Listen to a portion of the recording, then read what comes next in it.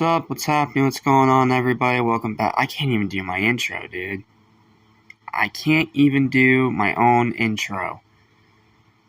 Because now we get to another one of the most infamous and horrendous episodes in all of SpongeBob. And worse than that, it's the suicide episode. This is one that really pisses me off, so... That's why, for the first time ever in a SpongeBob review thing, you see an 18 plus in the thumbnail. Because I cannot rip this piece of shit apart thoroughly without a lot of swearing. So, that's your warning.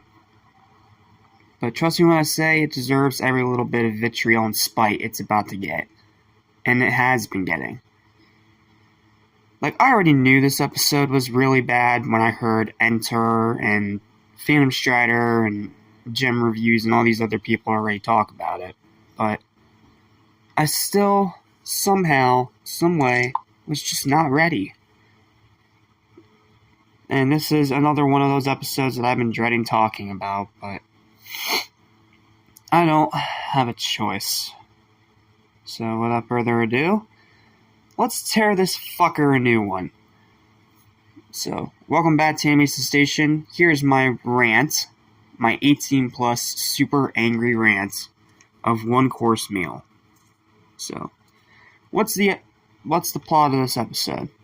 Well, Plankton tries to steal the Krabby Patty formula again, like every other day, but is thwarted when Pearl walks into the room because apparently he's scared to death of whales. You know, the writers forgot that crabs are also scared of whales too, but whatever. The biology apparently doesn't fucking matter here. So, Krabs decides to start dressing up as Pearl to scare Plankton non-stop. To the point where he is literally trapped in his house and insanely scared. And then if that wasn't enough, it starts getting so bad that he decides to lay in the road and wait for the bus to run him over. In other words, committing suicide. What the actual fuck is this doing in a kid's show? And more to the point, what the fuck is it doing in SpongeBob of all places? This episode isn't fun, this episode isn't interesting, this episode isn't even well written. It is just dark for the sake of dark with no good taste whatsoever. And I'm sorry, if you ever decide to put fucking suicide in an episode of a kid's show, you are fucked up in the head and deserve to be fired. For all the people that you inevitably scarred.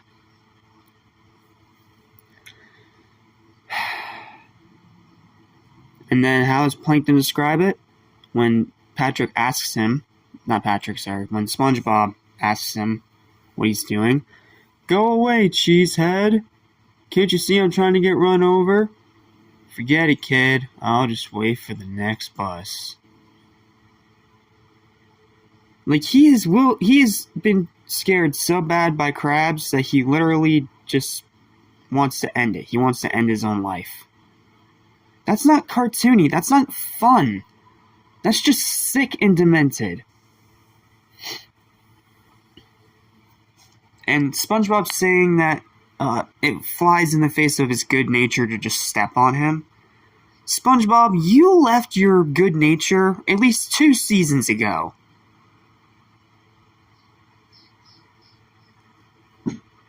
So, SpongeBob decides to tell Plankton that Krabs has been the one scaring him.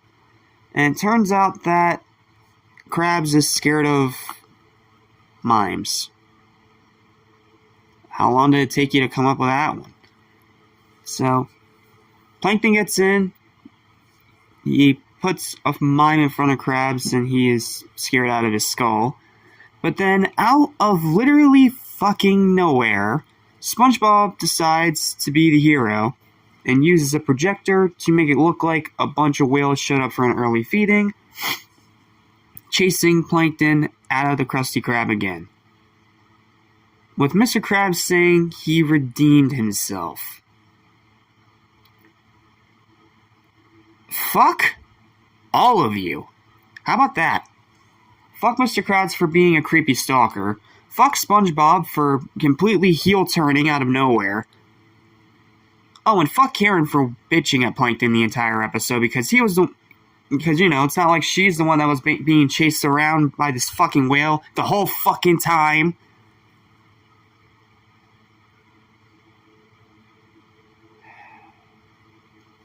This episode's dog shit.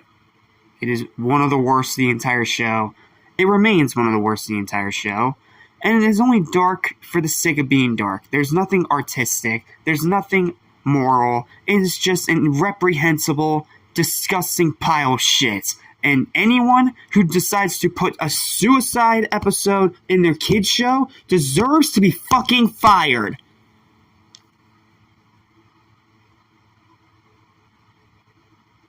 Final verdict for this shit, for this absolute abomination shit heap, is a 0 out of 10. And a well fucking deserved one at that. Fuck this episode. May it rot in the pits of hell for all eternity.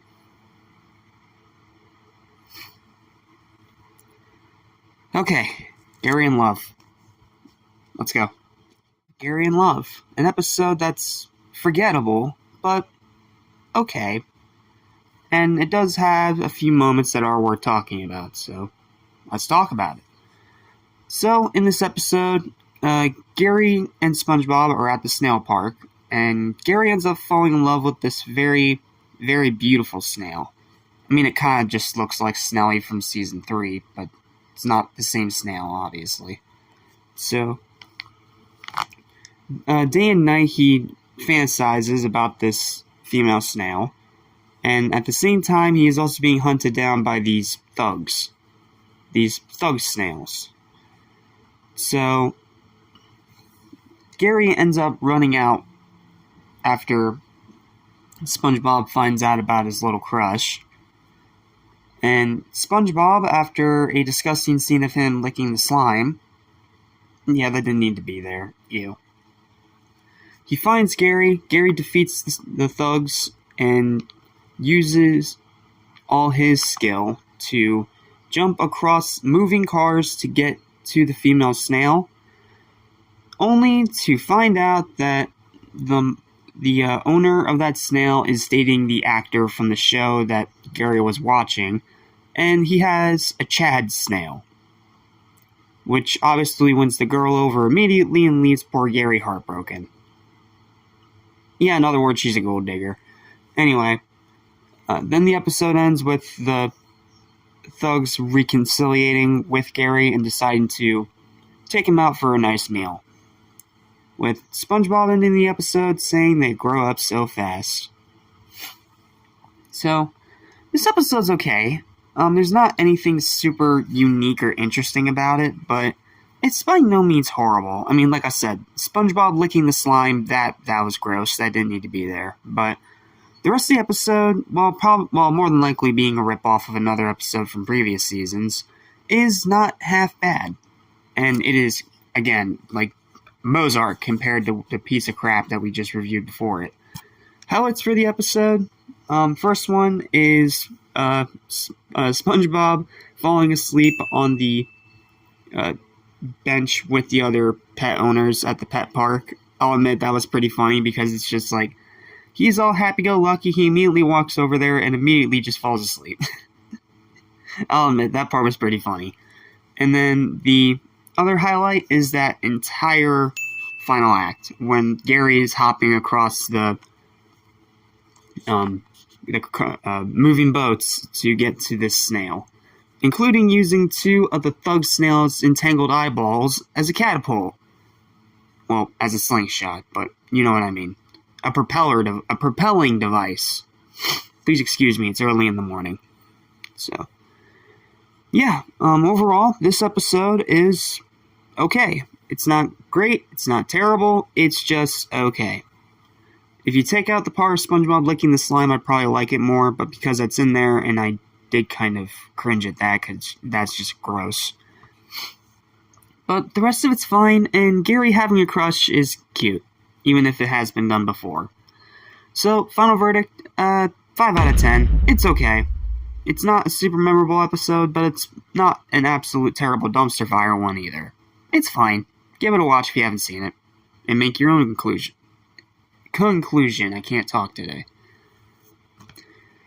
Well, that's it. Thank you guys so much for watching. Sorry for that first review getting really angry, but that's just one of those episodes that, rotten to the core. But thank you guys so much for watching. I hope you still enjoyed regardless. And I promise you that these 18-plus situations in SpongeBob reviews will not happen very often.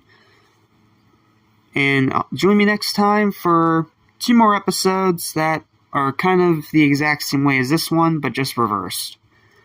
So, I'll see you next time for the okay, the plays the thing, and the absolute trash fire that is Rodeo Days. Until then, thanks for watching, and I'll see you in the next review. Listen, I'll soon forget. So listen and you won't regret. Be true to yourself, don't miss your chance, and you won't end up like the fool who ripped his pants.